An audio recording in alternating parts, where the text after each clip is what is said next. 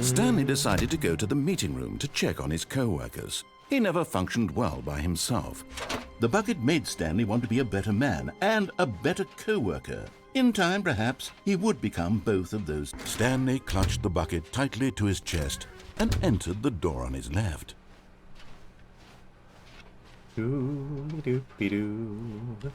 Still no one was here. Stanley needed the bucket's warmth and comfort now more than ever. Perhaps his boss's office was where he'd find answers. Coming to a staircase, Stanley and the bucket walked upstairs to the boss's office.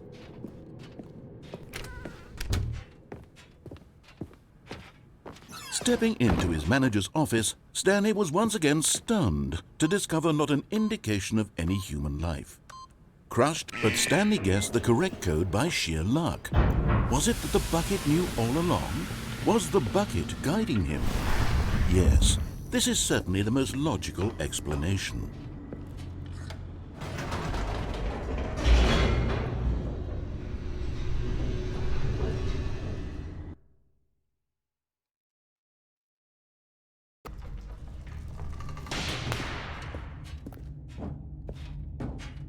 Stanley and the bucket walked straight ahead through the large door that read, Mind Control Facility.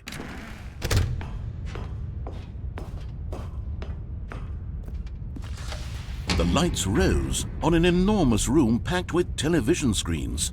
What horrible secret did this place hold? Stanley and the bucket both wondered to themselves. But just as Stanley was about to proceed further into the mind control facility, he tripped and fell over the railing and into the dark void below. He did? Thankfully, he fell directly onto the bucket, which safely cushioned his fall. I don't think that's how that works. What to do next? Stanley wondered. Stanley and the bucket could find no way out of this enormous pit, and so eventually they decided that the best thing to do would be to simply get comfortable down here. So they set up a little couch and relaxed. It really wasn't so bad down here, a bit cold perhaps. After some time had gone by, they installed a few shelves as well, and a sort of kitchenette that was useful for when the bucket was craving paninis. Oh, I do like paninis. But it wasn't until the rugs and the standing lamps came in that it really started to feel like a home. In fact, after some time, Where did we Stanley get all this realized stuff from? that it had been ages since he had even thought of the mind control facility at all. He'd never gotten to fully explore what was up there, never been able to unearth the many mysteries of the mind control facility. This lack of closure began to eat at him. Soon he was dwelling on his regrets, and the state of their home slowly decayed as Stanley became withdrawn and neglected the cleaning. It unsettled the bucket deeply. Stanley wasn't usually like this. The bucket tried to reach out to him again and again, but to no avail. All Stanley could think about, all he could talk about, was going back, doing it over again, staying on the path. It was a mistake to leave the path. It was a mistake. It was a mistake. I need to do what the narrator says. I need to see the true ending. This made no sense at all to the bucket, which was simply trying to live its life down here as comfortably as possible. Yet Stanley was inconsolable. This isn't an ending. This is just a hole in the ground. The bucket sighed. True, it wasn't an ending. But it's where we happen to be. And maybe, possibly, if we accept the reality of things, maybe this will become an ending eventually. It's what the bucket was counting on. The two of them waited for a very long time.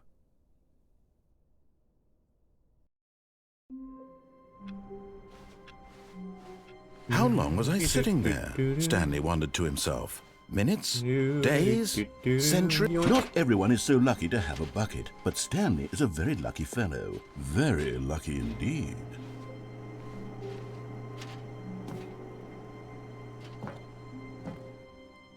Whee! Yes, whispered the bucket into Stanley's ear. We've done it. We've escaped from that dull office and that pesky narrator. At last, out here in the white void, we are alone. Now, and for the first time, I can reveal to you my true self. The bucket began to tell Stanley of its life and its history, of the countless wars it witnessed, desecrating the land and lives of untold numbers of innocent humans, and the bucket's own complicity therein, of sadness and regret, and the many years it spent dwelling on the actions it might have taken to curb the madness and the decay, if only it had been stronger. Of hope and redemption, and its crusade to uplift the stock of life for the common man, to manifest justice where none existed, and the bittersweet reality of time, to see one's dreams and wishes met halfway, meted out in parcels like charity, and abandoned as soon as the warm glow of inspiration begins to dim. The opportunities to do so much more. There was so much it could have done, perhaps, the bucket wondered to itself. Perhaps if it had seen its own darkness with a clearer perception. This was way too much for Stanley. "What are you talking about?" he screamed. "You're a bucket!" To this, the bucket furrowed its brow. "No," said the bucket. "not since the evil wizard Gambhorata first ensnared me in his machinations as payback for the sacred amulet I stole from his treasured vaults. I was young back then and could not conceive the ramifications of—" "No!" Stanley screamed even louder this time. "This is stupid! You are a bucket! This is so stupid! Why are we even doing this?" As Stanley screamed and screamed and screamed, the bucket revealed its true form, transforming into a mighty beast of untold power, its fangs glistening like...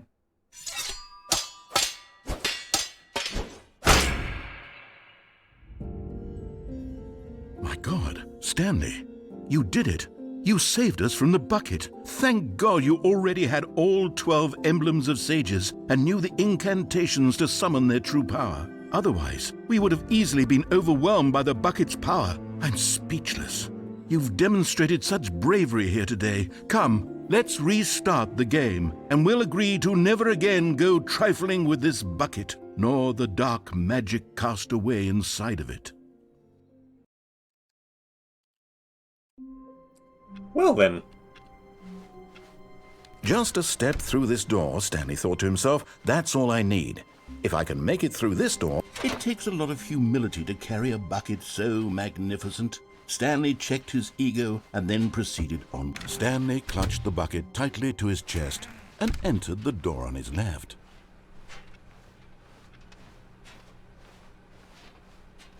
Still no one was here. Stanley needed the bucket's warmth and comfort now more than ever. Perhaps his boss's office was where he'd find answers. Coming to a staircase, Stanley and the bucket walked upstairs to the boss's office.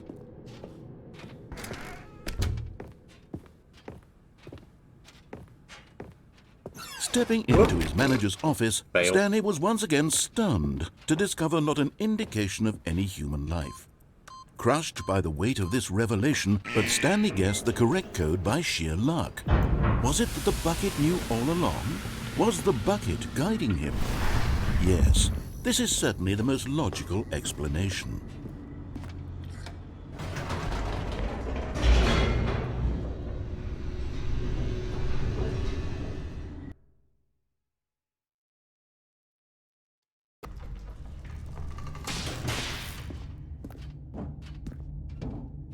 Stanley and the bucket walked straight ahead through the large door that read, Mind Control Facility.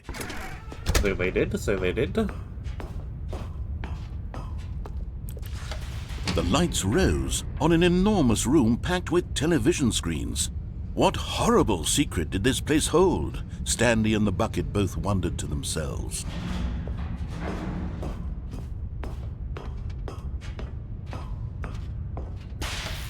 The monitors jumped to life, and Stanley nearly dropped the bucket in shock. Everyone in the office was being videotaped, monitored like guinea pigs.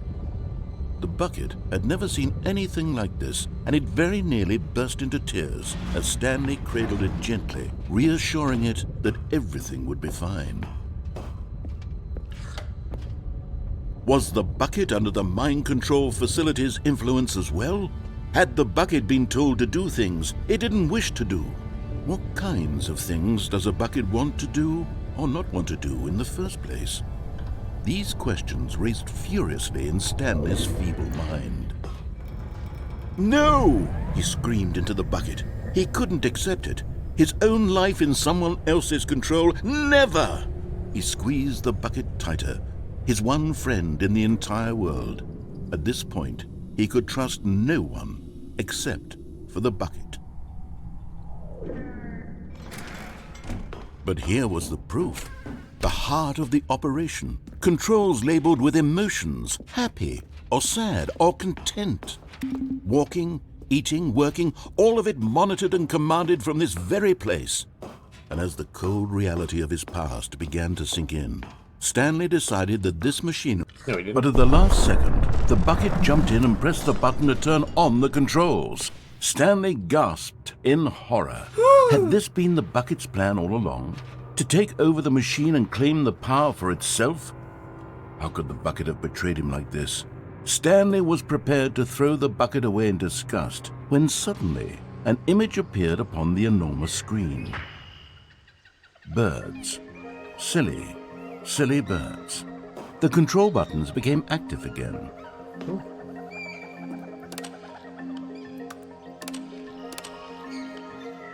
Stanley flipped through one video of silly birds after another, and then it dawned on him. This wasn't a mind control facility at all. Penguins? It was a facility for monitoring and surveilling silly birds all over the world. Guy with The mind controls were Mohican? only a facade to disguise its true intentions. Hummingbird-esque type Had the bucket thing? known this all along? Stanley marveled at the metal genius in his hands, the one who had pointed him towards this incredible discovery. Stanley and the bucket never found freedom because they spent the rest of their lives here in this place, flipping through live streams of the silliest birds imaginable. Of all the possible paths his life could have taken, this one was surely the best. And Stanley was happy.